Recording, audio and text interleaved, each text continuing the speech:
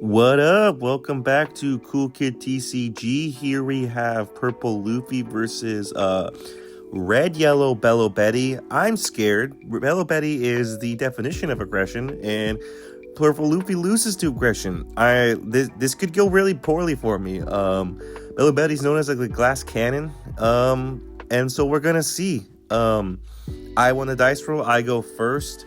I'm very fortunate that here I am. I'm just testing. This is doing a quick test to see if there's any glare, because I moved tables. So I wanted to make sure. Some of my last videos, there's glare on certain parts of the table.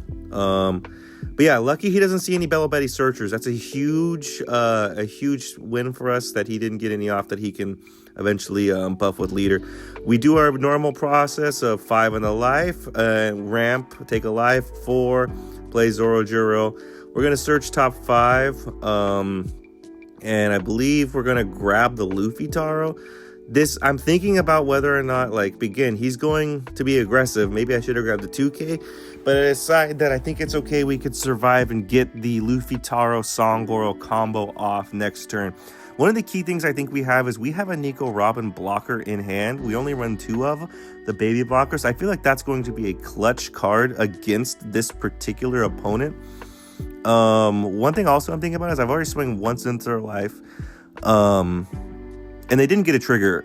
Maybe this is one of those ones where I should wait until my board's pretty full before doing that, but I didn't, and I'm not going to during this game. He swings 5 in the life. I give him the Nami blocker. Maybe I shouldn't give him a blocker as well, because maybe I should have saved my blockers, because I feel like they're going to be key. But we're going to do our normal process. We're going to swing 6 into life. And the thought process is we're going to then we're going to swing 5, and we're going to ramp and then play Luffy Taro into Songoro. He gives us the 1K. We leader ability, ramp, 7, Luffy Taro, Songoro, Return of Dawn. And our board's looking good. His board can fill up, especially with that Ivankov. That Ivankov, if its power is at 7,000, activate main, you can summon another revolutionary. I forget the exact requirements of the cost. But yeah, that's a scary. It can easily fill up his board. There's some other cards that can come down. Karasu's one. Karasu's the one I fear the most. That's one that on play and when attack can minus 1,000 for the turn to any character or leader. He gets a couple of those out. I'm in danger.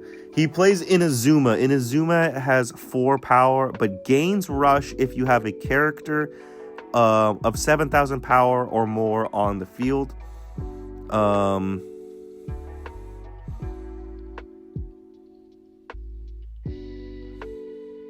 He taps another 4 for another Inazuma. So, and then he's going to leader effect. Belo Betty's leader effect, you may pitch a revolutionary, and any revolutionary or card with trigger gains 3,000 power for the turn. He's putting the dice on there to denote. Those 2 have rush, so he's about to swing 7, 7, 9, I believe. This is tough. I have to take this. I don't have a lot of cards in hand. He swings the 7 again. I don't have a lot of counter. I grab a 2K finally. I'm thinking I might just lose this just from the aggression. I give him the 1K Sanji. He doesn't swing the Eva. I'm not exactly sure why. I think he wanted to keep it alive, maybe to summon the something on the next turn, but that would have been one way he could put a lot of pressure on me. I swing 6 with Songoro just to see what I grab. I grab a 2K, happy about that. I'm at 8 Dawns, I swing into the Inazuma. I'm going to swing another 6 into the other Inazuma. Let's clear his board as best we can.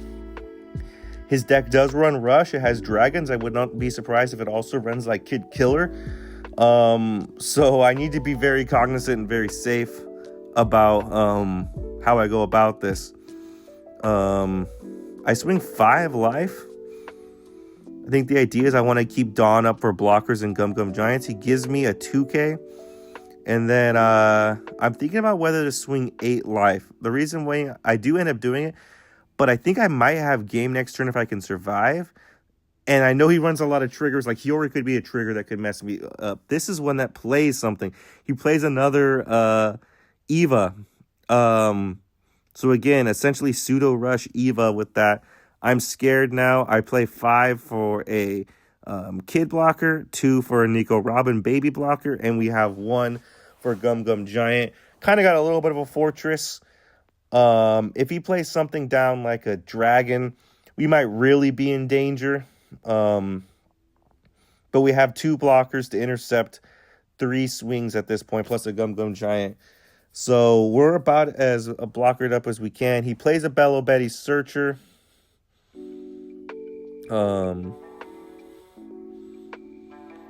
He ends up grabbing a Karasu.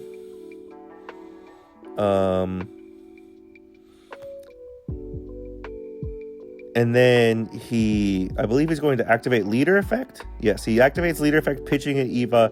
Now those Evas get, I believe they're at 9 each. He buffs the Belo Betty, even though it doesn't matter. But now he can use the Eva effect to summon a Karasu.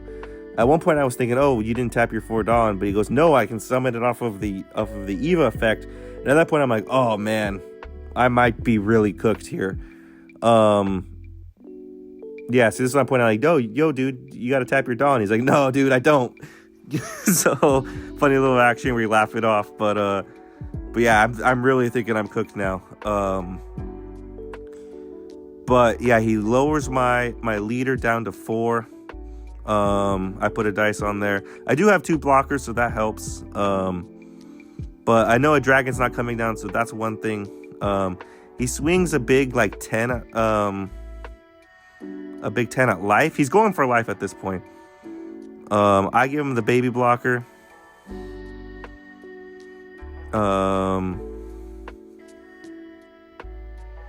He swings, I believe this is 9. Oh no, he swung 11 the first time. That's why I gave him the baby blocker.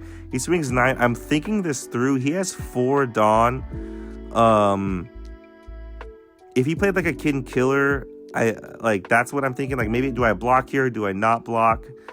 That was my thought process. I could counter out of a Kid Killer, but I just decided to give him the blocker. I believe I give him the blocker. Just I don't want to play. I just want to be safe, and in case if there's something weird, some revolutionary card I don't know. He taps 4, or no, excuse me. He puts 4 on leader and swings 9 life. I'm thinking about using Gum Gum Giant just to cycle my hand a little bit. But I decide, I believe, to take the hit because he has 2 cards in hand. And with 1 life, I believe I have game. So I take. But yeah, once I saw he had 2 cards in hand, I felt okay about things. Now I go to 10 Dawn. And now it's just a matter of, I guess, hoping that last life isn't some sort of crazy trigger. Swing 7 life, draw a card. He takes, and then now it's going to be a big 9 plus 8, 17 for game with 3 cards in hand. And we got him. So, yeah, he's like counting his... he's got 2 2Ks. He can get up to 10. Interesting game. Belo Betty is a glass cannon. We're lucky. I believe the Nico Robin blocker makes all the difference in the world in this matchup. Being able to see it is another. Having it in the deck and then seeing it is one thing. So having 2 and then seeing 1, great. Seeing the kid blocker when we did, great. We needed to see that. And then also I feel like him not seeing any Belo Bettys on his first turn, that searcher that he can buff up and just add an extra 5k swing randomly was huge. Also, the triggers were relatively tame. He did get 1 to play something out that does kind of sting, but the triggers were relatively great. There wasn't any like Hioris, there wasn't anything else that triggered out. So ultimately, I feel like the best way to say this is a tough matchup, and we got lucky in this particular one. Shout out to my opponent.